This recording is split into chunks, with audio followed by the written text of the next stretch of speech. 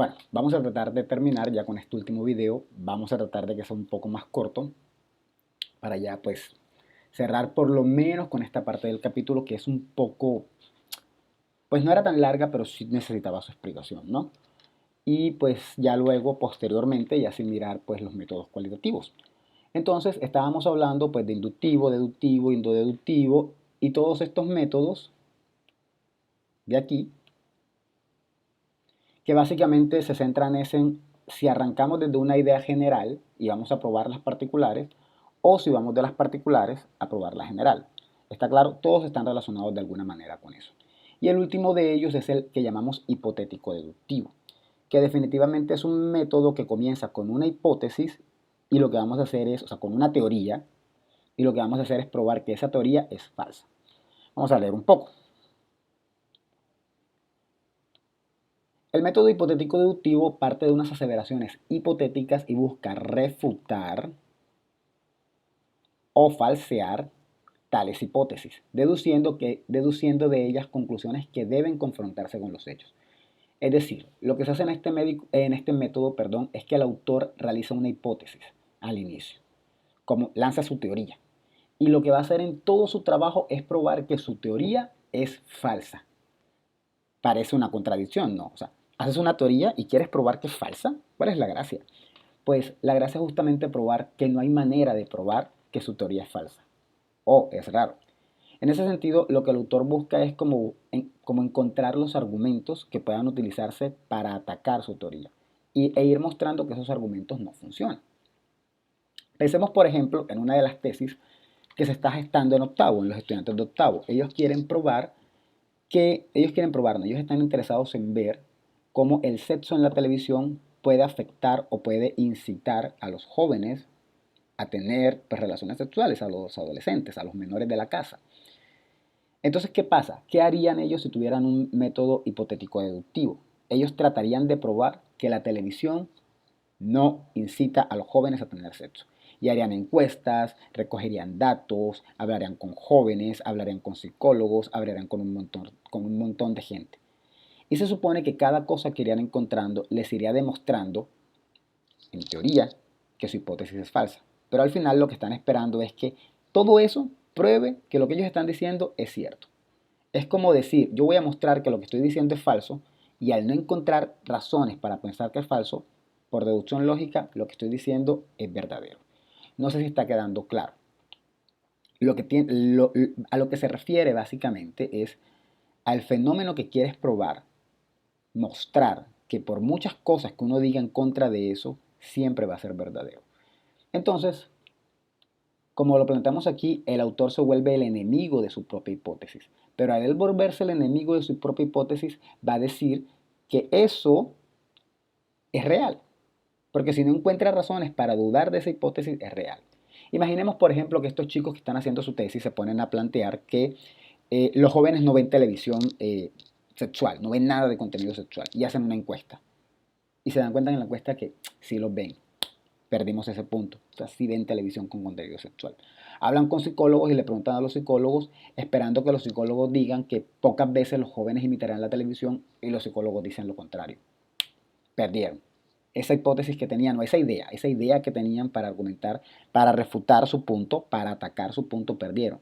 Voy a atacar mi hipótesis diciendo que los psicólogos consideran que los jóvenes no siguen los patrones de televisión.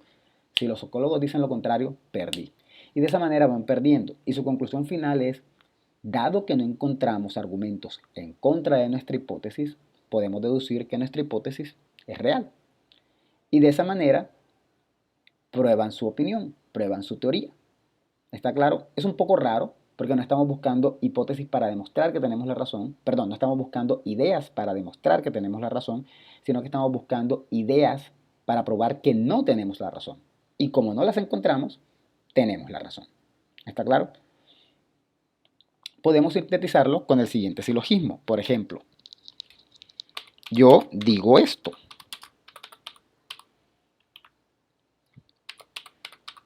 Busco ideas que prueben que lo que digo es falso.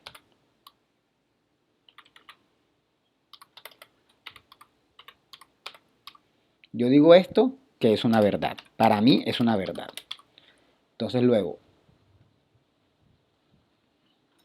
busco ideas que prueben que es falso. Luego, ¿qué pasa? No encuentro tales ideas. Y como no encontré ideas que probaran que era falso, entonces lo que digo es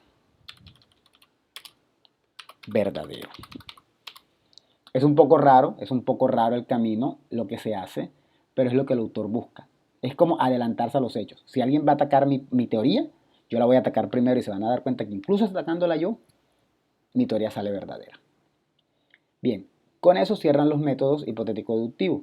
Ahora nos vamos a la segunda parte, que son los métodos que ya no están analizando de lo general a lo particular o de lo particular a lo general, sino que están analizando el fenómeno o el objeto por sus partes. ¿Está claro?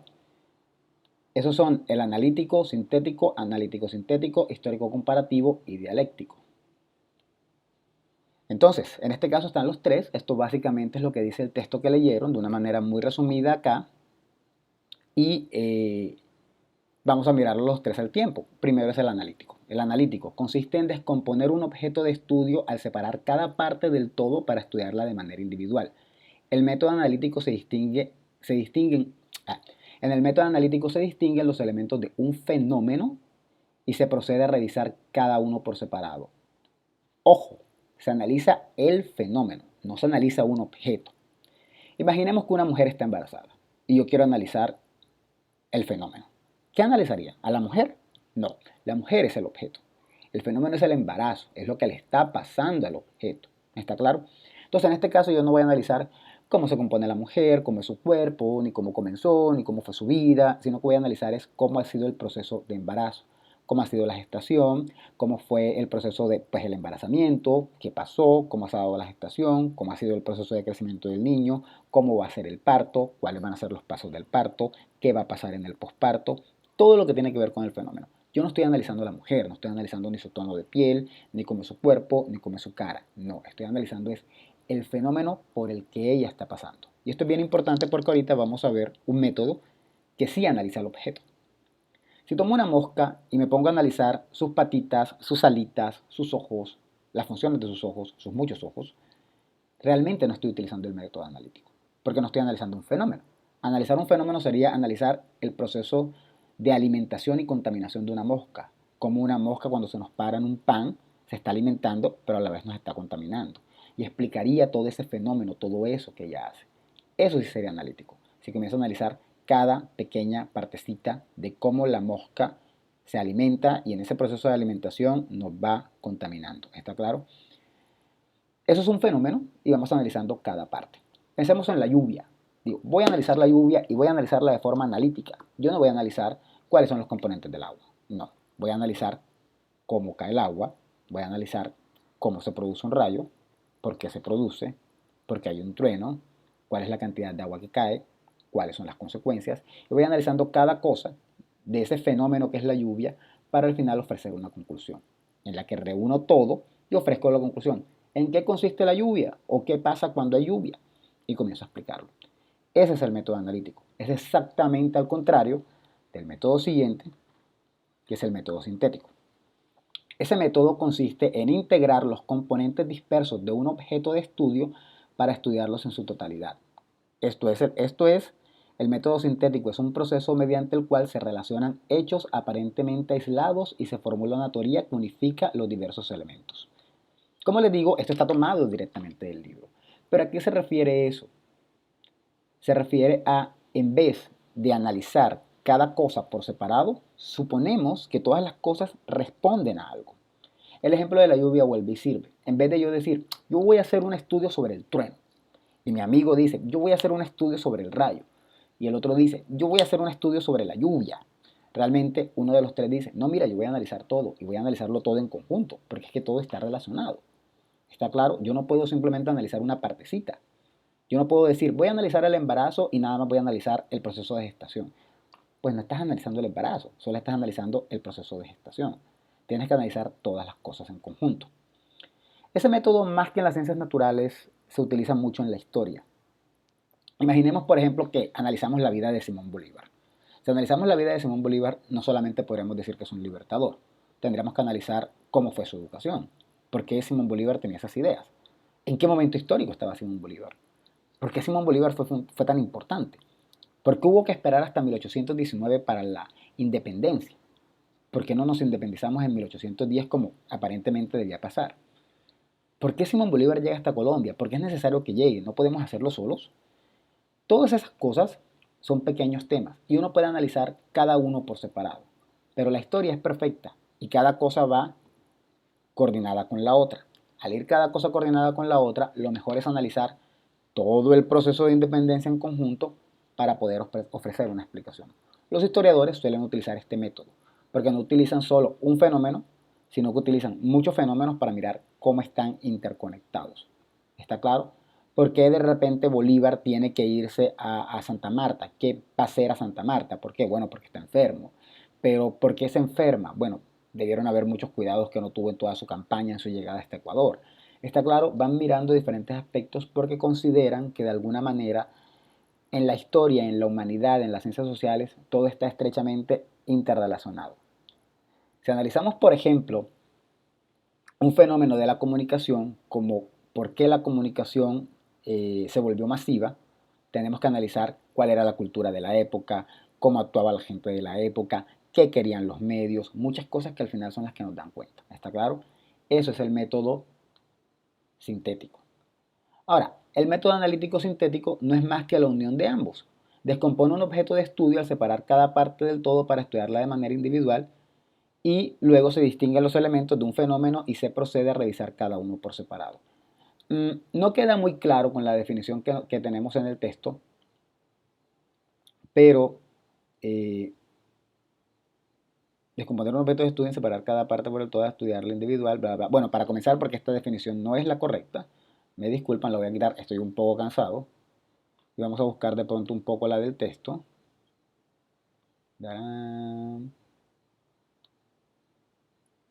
En donde nos dice que el método analítico, este método estudia los hechos a partir de la descomposición del objeto de estudio de sus partes para estudiarlas de manera individual y luego se integran para estudiarlas de manera holística integral. Es decir, este método hace las dos cosas.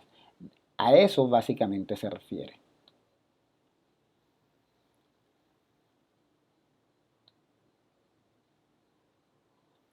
Lo que realmente se hace es que tomamos el objeto, tomamos el objeto o el fenómeno que estamos analizando, lo tomamos, analizamos cada pequeña parte, luego llegamos a una conclusión y luego tomamos ese fenómeno y lo analizamos en conjunto.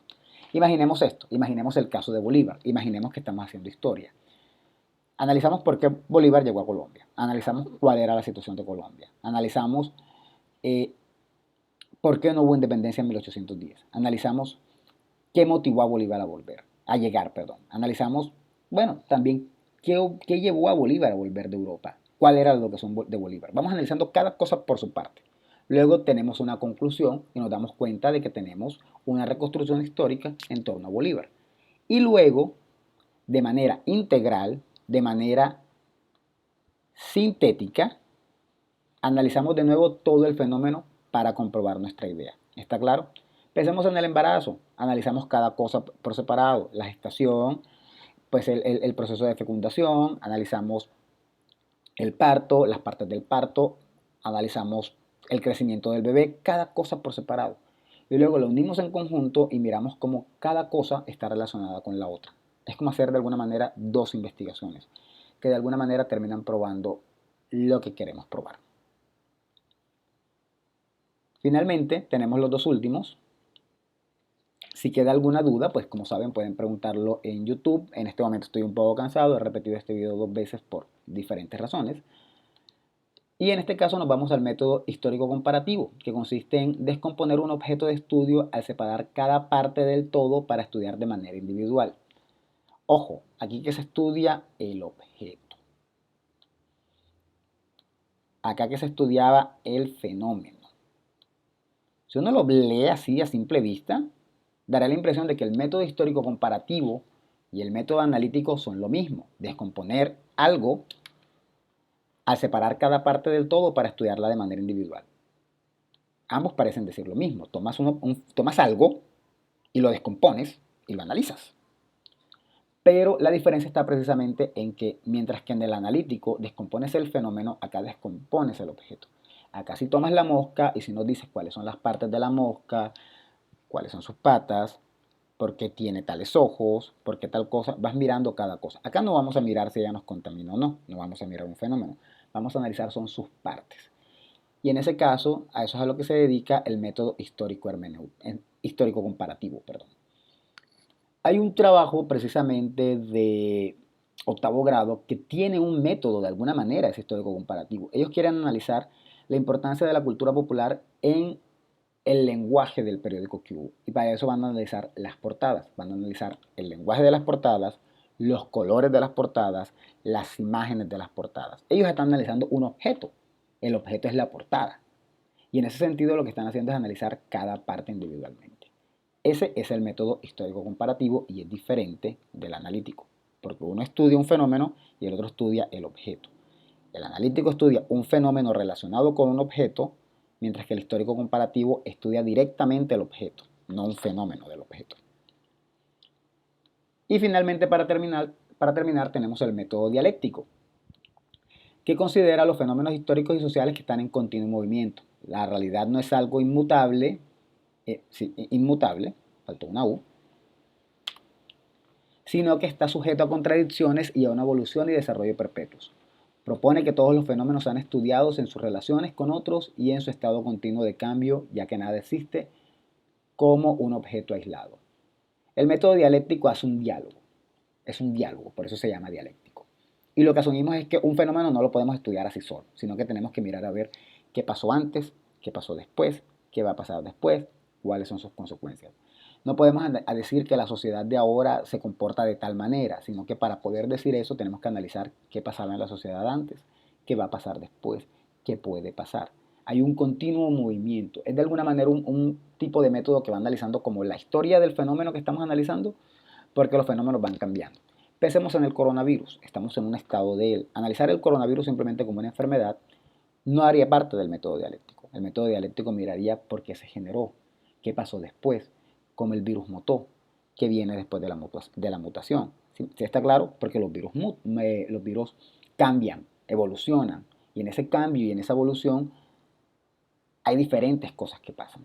Y eso es lo que propone el método dialéctico. Cuando van a analizar un objeto hay que mirar cómo va cambiando con el paso del tiempo. Pensemos en el último ejemplo que les puse de las portadas de Al Día. Ese ejemplo, ese trabajo no sería dialéctico. Ellos están analizando las portadas actualmente. Ellos no están analizando ni qué pasaba antes, ni qué pasaba después, ni de cómo cambiaron respecto a la sociedad. No. El método dialéctico sí buscaría todos esos cambios. En algún momento dado ellos dijeron que iban a analizar de pronto los cambios de las portadas, pero no lo van a hacer. Si lo hicieran, pues estarían dentro del método dialéctico. Básicamente esos son los métodos de investigación que están planteados en el libro, son métodos muy generales, ustedes ya pueden tener alguna idea de qué métodos utilizarían quizá en su trabajo de investigación. Personalmente considero que los métodos que más utilizarían serían inductivo-deductivo por una parte y por el otro analítico-sintético, quizá más el analítico en el caso de la comunicación porque nos interesa más analizar como las partes y luego integrarlo, como sería por ejemplo el caso de los chicos de las portadas. Y hay otros que definitivamente no nos sirven mucho acá. El dialéctico quizá no es tan fuerte o el hipotético deductivo es muy difícil, ese es muy de las ciencias, ¿no? El dialéctico podría funcionar en algunos casos, pero no lo recomiendo tanto. El hipotético deductivo podría ser un poco más complicado. Entonces la idea es que tengan una idea general. Luego vamos a entrar ya de lleno a los métodos de las ciencias que utilizan los métodos cualitativos, a los métodos de las ciencias humanas, y ahí podremos ver un poco otros ya más específicos que puedan servirles un poco más. Sin embargo, estos también pueden ser útiles y les pueden dar alguna idea sobre qué quieren hacer. Con eso básicamente terminamos por lo menos este capítulo y quedamos pendientes del siguiente. Que tengan buenas noches, buenos días o buenas tardes, dependiendo de cuándo lo vean.